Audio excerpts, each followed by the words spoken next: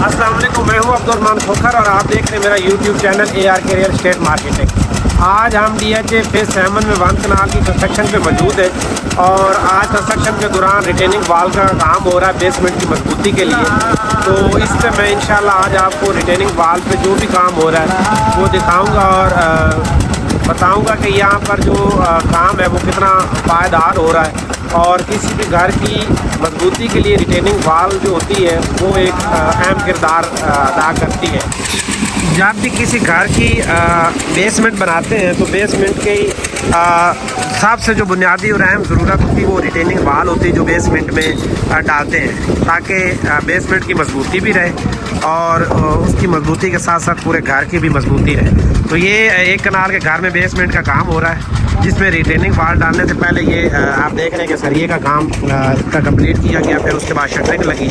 और अब 9 इंच की रिटेनिंग वाल जो है वो कंप्लीट हो रही है। तो ये सारी रिटेनिंग वाल के दौरान का जो वर्क है वो मैं आपको दिखा रहा हूँ। तो ये कंक्रीट मिक्सचर मशीन में इसका कंक्रीट वर्क हो रहा है, यानी जिसे मिसाला बोलते हैं वो बना के ये अब रिटेनिंग वाल की जो शटरिंग बनाई गई है उसमें ये डाल रहे हैं। ये देखिए, तो क्योंकि इसकी मजबूती से ही आपकी बेसमेंट और इसकी मजबूती पे ही आपका पूरा घर जो होता है ना, तो पूरे घर की मजबूती इसी पे होती है। तो जो रिटेनिंग वाल डालने से पहले बेसमेंट में मैंने आपको पहले भी दिखाया था पिछली वीडियो में कि राफ्ट का काम हुआ था, उसमें सरिये के बेड बने थे और दूसरा पिलर डालने के लिए फुटिंग का काम हुआ और फिर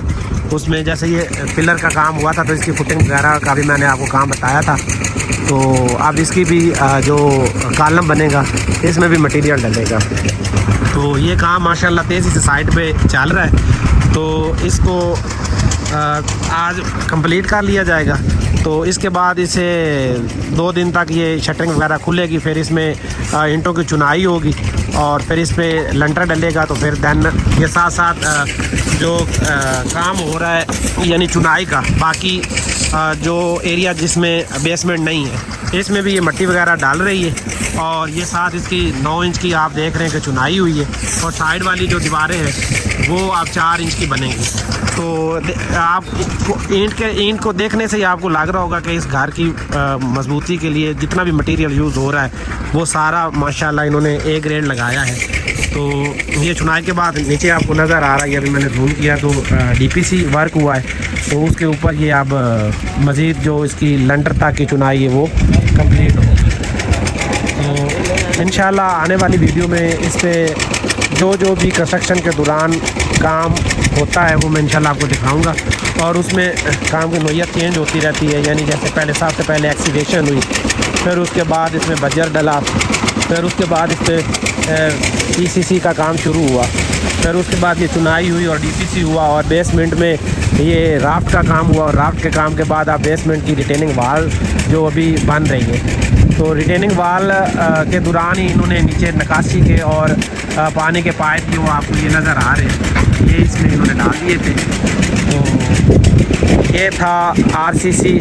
जो रिटेनिंग वाल का काम बेसमेंट की मजबूती के लिए। अब इसको जब ये ओपन होगी तो इसको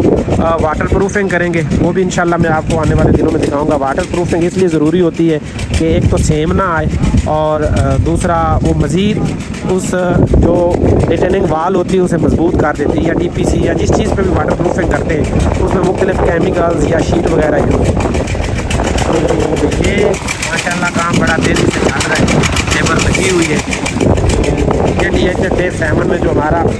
1 कनाल का प्रोजेक्ट चल रहा है हमारे क्लाइंट के लिए, जिसका उन्होंने हमें काम दिया है, माशाल्लाह ये पूरा एतमाद के साथ डिलीवर होने जा रहा है और इसकी क्वालिटी वगैरह भी माशाल्लाह A ग्रेड है।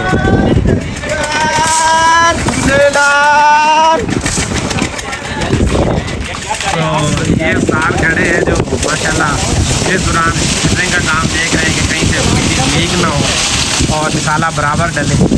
तो बाकी इंशाल्लाह आने वाले दिनों में मज़ीद काम होगा। तो मेरा बताने का मकसद ये है कि आपको कोई भी DHA से रिलेटेड या कहीं पर भी कोई कंस्ट्रक्शन वर्क हो, अभी मैं गिरने भी लगा था, कंस्ट्रक्शन वर्क हो तो आप मेरे दिए गए नंबर पर रब्ता कर सकते हैं इंशाल्लाह आपको हम गाइड भी करेंगे और कोई कंस्ट्रक्शन करवाना चाह रहे हो तो इंशाल्लाह कंस्ट्रक्शन भी करेंगे।